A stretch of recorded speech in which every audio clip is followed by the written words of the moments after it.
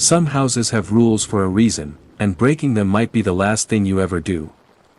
Welcome to the Nightmare Whispers, where true fear lives in the silence after the door closes. Tonight's story will make you think twice before accepting another sleepover invitation.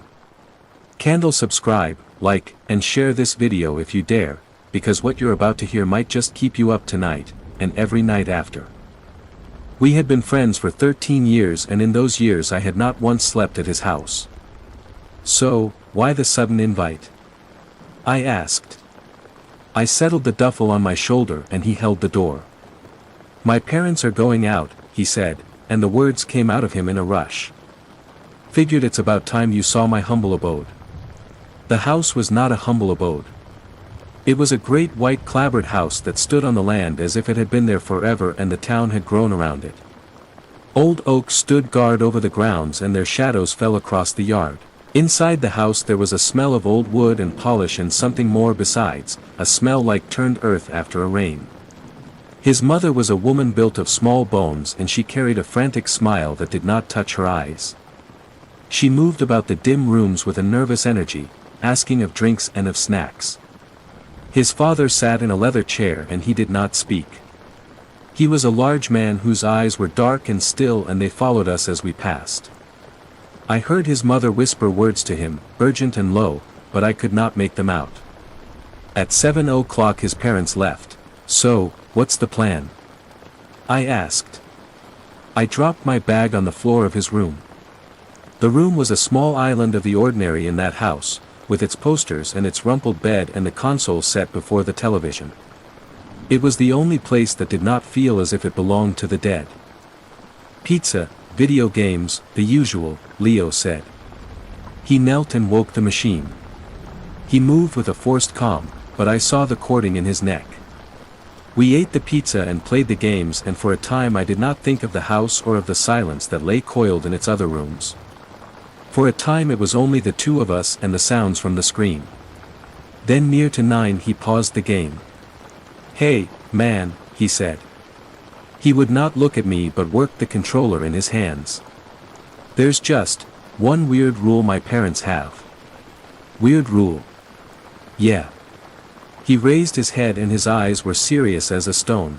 "After 9 p.m., we have to be in here. In the bedroom. And we can't leave. Not for anything. Not for the bathroom, not for a drink, nothing. The door stays closed until sunrise." I stared at his face and looked for the jest that was not there. "You're kidding, right? What if I have to pee?" "Pee now," he said. His voice was flat. He gestured with his chin to an empty bottle on his desk. "And after 9, you use that." The laugh I had in my throat died there. "Dude, that's insane." "Why?" He shrugged his shoulders, but the motion was counterfeit. "They're just super weird about security. Old house, you know. They think it's drafty." Drafty. I knew he was lying, I just didn't know why. Downstairs a clock began to chime the hour and his head snapped toward the door. Bong. Bong. Bong. He was on his feet before the 9th bell had sounded its note. He crossed the room and closed the door. He slid a heavy bolt of steel into its housing and the sound it made was final. "There," he said. A sweat had bloomed on his brow and he breathed out the word. "We're good." "Leo, what the hell is going on?" I demanded. "Nothing, man. Just a weird rule," he said. He would not look at the door. He turned up the sound of the game until it was a roar in that small room. But I did not see the game. I saw only the bolted door and I felt a coldness take root in my gut. The house was quiet again, but it was not the same quiet. This was a listening quiet. A waiting quiet. And in the dark heart of that house something waited, and we were locked in that room and waiting with it. An hour passed and there was no sound from the house. The fear went out of Leo slowly and he played the game with a feigned calm that did not sit right on him. We played on in that silence and a vexation grew in me at the foolishness of it all. You really need to tell your parents this is a certifiable way to raise a serial killer, I said. He gave back a fake smile. Tell me about it. Then came a sound from the rooms below. It was a soft and measured thumping on the boards of the main hall. What's that? I whispered. Leo played on. He stared at the screen and his fingers worked the buttons as if he did not hear. It's nothing. House settling. That's not the house settling, Leo. The sound ceased. In the quiet I could hear the blood in my own ears. Then there came a new sound, which was a dragging sound, a scraping of some great weight across the wood floor beneath us as of a heavy thing with broken feet. I muted the television. Okay, that's definitely not the house, I said. Leo set the controller down upon the carpet. His face was pale in the shifting light of the screen. Just ignore it, Liam. Please. It goes away if you ignore it. What? What is it? What goes away? Before he could answer, it spoke. The voice came from the hallway, faint at first, on the other side of our door. Leo. Honey. I did not move. The voice was his mother's voice. Leo, sweetheart, your father and I came home early. I brought you boys some warm cookies. Open the door. I looked to Leo and saw a boy cast in tallow. He stared at the door as if it were the gate of hell itself, and he raised a trembling finger to his lips and shook his head. Leo, that's your mom, I whispered. Don't be silly, sweetie, we're inside, the voice said. It was just outside the door now. I just baked your favorites. Chocolate chip. They're getting cold. The scraping from below had stopped. There was only the sweet persuasion of that voice in the silent house. But the voice was wrong. There was a terrible perfection in its sound, like a memory of a voice and not the voice itself. Then came the knocking. It was a soft and wet sound on the far side of the door, as if a piece of meat were striking the wood. Leo. Liam. Are you boys all right in there? You're being awfully quiet. Leo, I mouthed, but no sound came. He sat upon the floor like a man made of stone, his eyes wide with a plea that had no words. He looked like something trapped. The knob of the door turned, once to the left and once to the right. Then it began to rattle in its fitting with a growing violence. Boys, this isn't funny, the voice said. The sweetness broke in it then and it was replaced with a hard and ragged edge. Open the door. A great blow struck the door and the frame of it groaned in the wall. I scrambled away from it on my hands and feet until my back was against the far wall of the room. The voice changed. It spoke again and the voice was a ruin, a low and guttural thing that gurgled in its throat.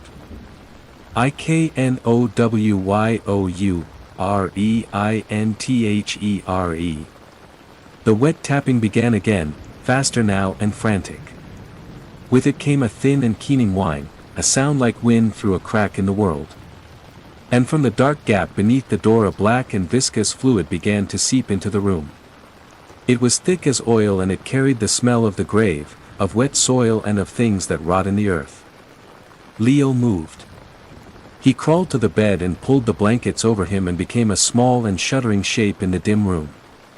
He had gone into his own darkness. On the other side of the door the thing fell silent. I knew it was not gone. I knew that in my bones. It was there in the darkness beyond the door, and it was waiting. I kept my back to the far wall and I watched the door. My breath was a small and panicked thing in my throat. On the bed Leo was a trembling knot of blankets and fear. For me this was a night's journey into that darkness. For him it was the place he lived. A fool's curiosity which has been my ruin more than once warred with the terror. A need to see the shape of the thing that hunted us. A dreadful truth was better than not knowing. I went forward on my stockinged feet and the old boards did not whisper. Liam, no, came a voice from the bed, muffled by the cloth. Don't look. But I would look. I knelt upon the floor and the reek of the grave was stronger. I lowered my head to the cold brass of the keyhole. At first there was only the dim hall and the moonlight that fell in a pale blade from the window at its end.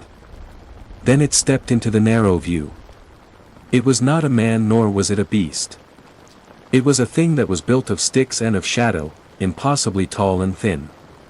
Its limbs were the limbs of a winter tree and its body was a gyre of dust and night that had no true form.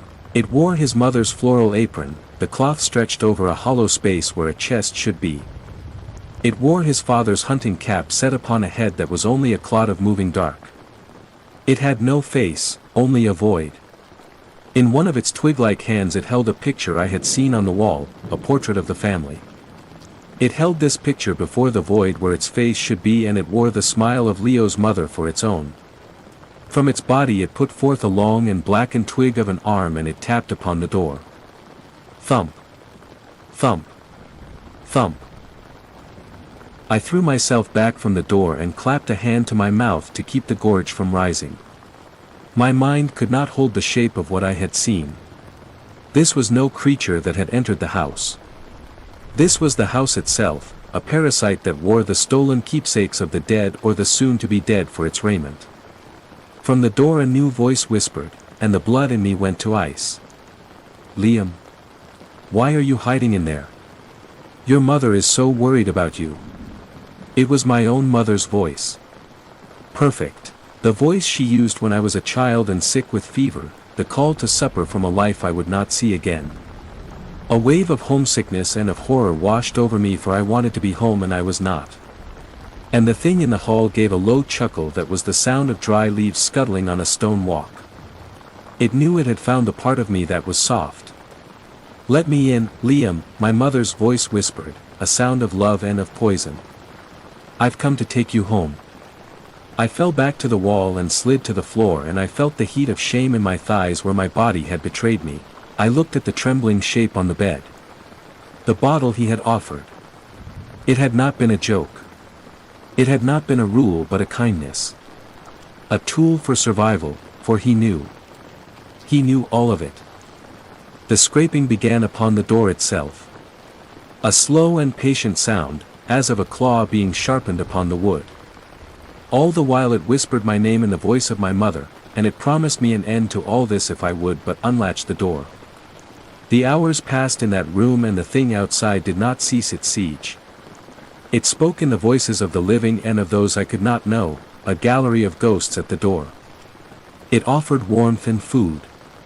It promised an end to the long night. And all the while it scraped at the wood with a patience that was a madness to hear. The fear had burned away in me and left a hard and bitter anger. I was angry at the thing in the hall and at the people who had built for it a cage and called it a home, and I was angry at the boy who hid in his blankets and would not speak. Hours passed. Leo, I said. My voice was a dry croak in my throat. Leo, wake up. A shape stirred in the bed. He looked out from the pale fortress of his sheets and his eyes were raw with fear. Is it gone? He whispered. No, it's not gone, I said. I need to know what this is. Now. No more lies. What is that thing? He flinched from the sound of my voice. He sat up in the bed and hugged his knees to his chest and would not look at me. I don't know what it is, he mumbled to the door. We just call it, the Nightman. It's always been here. As long as my family has. The story came out of him then, a broken telling in the dark. His great-great-grandfather had built this house upon unhallowed ground. And from the first night there was a wrongness in the wood and in the walls. A bargain had been struck in that time, an unspoken covenant with the darkness. The family would have the house by the light of day. But from 9 until the dawn the house was given over to that other. It gets lonely, Leo whispered. A tear cut a clean path through his face. It likes to play. It mimics people. It uses things it finds to try and make a body for itself. The apron. The hat. The picture. But it's getting bolder, he said, and his voice trembled in the small room. It used to just make noise. Now, it tries to get in. The rules were enough before. Stay in your room. Don't look. Don't listen. But now it wants more. He finally met my eyes and I saw in them a guilt as deep and as cold as a well. It wants someone new. Someone new.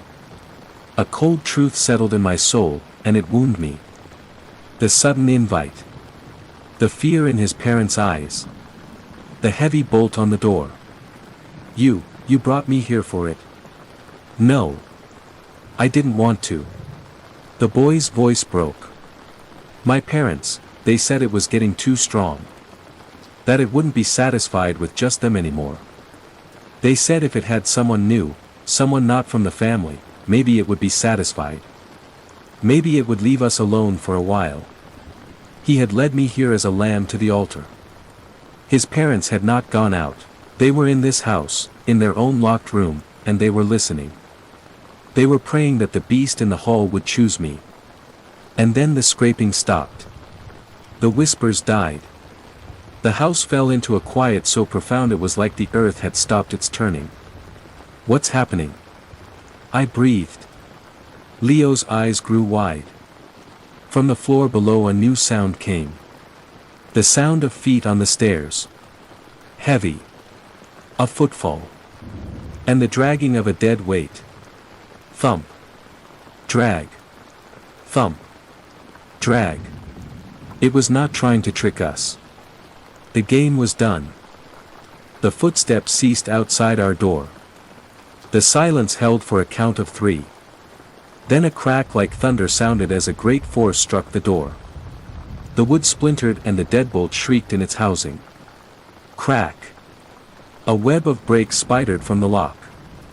A fine dust of ruined wood fell to the floor. It's never done this before, Leo whimpered. He crawled away toward the dark corner of the room. It's never tried to break the door down. Crack. Bang. The deadbolt was torn from the frame like a tooth from a jaw. The door swung inward on its hinges with a sad and final groan, and in the blackness of the hall, I saw it. There was no void. It had filled itself. Its body was a terrible congress of things stolen from the house. Floorboards for shins and rusted pipes for arms. Its torso a twisted cage of stair banisters, and within that cage I saw my own duffel bag, and it pulsed like some dark and foreign heart. Its head was the grandfather clock from the hall. It leaned upon its neck of twisted wood and the pendulum swung behind the glass face like a wild and frantic eye. From the clock a voice came, not one voice but all of them, a discordant chorus speaking as one. Time is up. The door swung open on its ruined hinges and the thing assembled from the house's bones stepped into the room. Its coming was a grinding of parts, a clicking of old wood and metal, and the air filled with the smell of sawdust and the deep earth of the grave. Leo cried out, a sound of pure terror that was lost in the noise of the thing's advance. A hot and primal fear seized me, not of a predator but of a thing that was wrong in the world. I took up a glass trophy from the desk and I threw it with all the strength that I had. It struck the face of the grandfather clock and the glass shattered in a spray of bright shards. The thing reeled back. It made a sound like all the clocks in the world striking some final and calamitous hour at once. It gave us a moment. The window, I screamed. I grabbed Leo by his arm and dragged him, for he was a thing of stone. My fingers were slick with sweat and they slipped upon the window latch. It would not give. It had been painted into its frame. The thing righted itself. The broken glass of its face caught the moonlight in 1,000 crazed points of light. It came for us, its arm of rusted pipe raised up to strike. The bed, help me with the bed, I yelled. Adrenaline found him at last and he moved. We set our shoulders to the heavy oak bedstead and turned it onto its side and made of it a poor and flimsy barricade. The creature stumbled into the mattress and its feet, made of chair legs and other things, became tangled in the sheets. It roared, and it began to tear the bed apart with its hands, ripping the guts of it out onto the floor. We were trapped in the corner of the room with the unyielding window at our backs. The sun, Leo gasped, and his eyes were wild. It's the only thing. It has to be inside before the sun comes up. I looked out into the night and the sky was a deep and starless black. We did not have ours. The creature tore itself free of the ruined bed. It came on, slow now, for it knew that we were its own. It raised a hand made of silverware from the kitchen, the forks and the spoons bound together to make a shining and terrible claw. And then I saw a thing tucked behind his television. It was a high-powered flashlight. A last and desperate thought came to me. I lunged and took up the cold metal of the flashlight. The thing was upon me. I smelled the dust of its body and I saw the brass pendulum swinging in its broken face. I found the switch and a great pillar of white struck it full in its head. It shrieked a sound of pure agony. The light did not burn it, but seemed to unmake it from itself. The spoons of its hand clattered to the floor. A floorboard on its leg split and fell away. The light was a poison to the thing's very being. It shielded the ruin of its face with its pipe arm and it stumbled into the shadows by the door. And in that room began the longest watch of my life. I held the light like a sword and the beam of it was the only thing that held the creature at bay. Leo huddled behind me and cried out when it scuttled at the edges of the room. We were keepers of a light against a great and pressing dark, and the strength in my arm burned away and the batteries that fueled our light would not last. The creature would lunge and I would drive it back with the beam and we would wait and listen to it breathing in the shadows. The hours passed this way, in a stalemate between the light and the dark. The beam of the light began to fail. It flickered. It's dying, I gasped. Just a little longer, Leo urged, his eyes fixed upon the window. Just a little longer. The creature knew. It gathered itself in the dark as the beam dimmed to a sad yellow glow, and with a final and triumphant roar, it charged. In that same moment, a pale gray line was drawn upon the black horizon. It was the first sign of dawn. The thing struck me and the flashlight was knocked from my hand. I was on the floor and the monster stood over me, its clock face bent low, and I saw my own face reflected in the arc of the swinging pendulum. Then a single and pure ray of the morning sun pierced the window and touched the creature's back. It froze. A profound stillness came over it. Then it began to come apart. The clock had crumbled to a fine dust. The pipe arms fell from its shoulders and clattered on the floorboards. The banisters of its chest unwound. The stolen silver and the splintered wood and my own duffel bag all collapsed into a heap of simple things. In moments, all that was left was this pile of refuse and a thin layer of gray dust that smelled of the grave. The sun streamed through the window and filled the ruined room with light. I lay upon the floor and gasped for breath. Leo wept against the wall, a sound of relief and of terror. We had lived. There were footsteps in the hall, not of a monster, but of a man. The door to his parents' room opened. A moment later they stood in our doorway. They did not look at the ruin of the room, nor at the pile of debris on the floor where the creature had been. They looked at me, and I saw on their faces not relief nor any gladness, but only a deep and bottomless disappointment. The horror was not ended. I knew then that the plan had failed. The sacrifice had not been made. The thing that was the house would be hungry when the sun fell again. I was the one who got away. And for this, they would never forgive me. The door stayed shut. The clock struck 9. And now, you know why. If this story chilled your blood. Backhand index pointing right. Subscribe for more sleepless tales. Backhand index pointing right. Like to let us know you made it through the night. Backhand index pointing right and share this with a friend. Maybe they'll think twice before wandering down the hallway. Until the next whisper, don't break the rules.